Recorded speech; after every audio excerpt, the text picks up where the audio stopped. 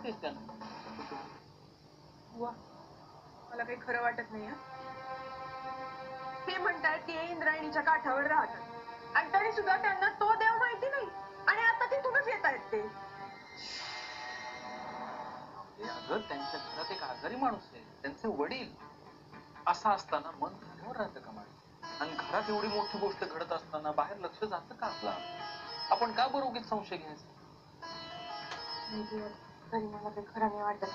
तुम्ही असं करा, जायचंच आहे ना तर उद्या दिवसा ढवळ्याचा, आत्ता नका. एका माणसाच्या जीवाचा प्रश्न आहे. आपल्याला भीती वाटते म्हणून आपण जायचं नाही. तुझ्यावर विश्वास ठेव, काही विपरीत होऊ दे.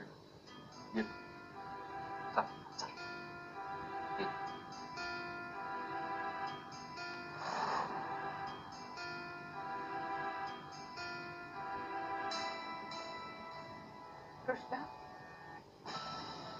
मी आता इथं तुझ्या समोर बसलीये. ती बुवा पुन्हा येईपर्यंत काही उठणार नाही. त्याचे वडील आजारी आहेत म्हणून त्याला सांगताना येत नव्हतं असं नाही वाटत मला. एवढं काय काय चालू मला काहीच माहित नाही म्हणजे तो गावातला नसून बुवांना का घेऊन गेला? बरं, आणि कारण पण असं सांगितलं की बुवा एक क्षण सुद्धा थांबणार नाही, लगेच निघतील.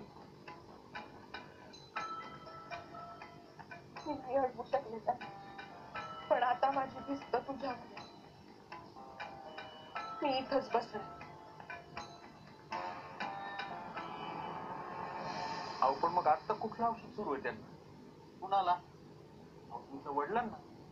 वेदना कमी व्हावी म्हणून कुठलं तरी चूर्ण चाटण काहीतरी दिला असेल ना वैद्यकुळात. काय बी उपयोग नाही बघ.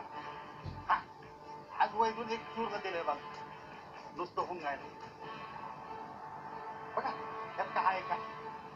माझं अजिबात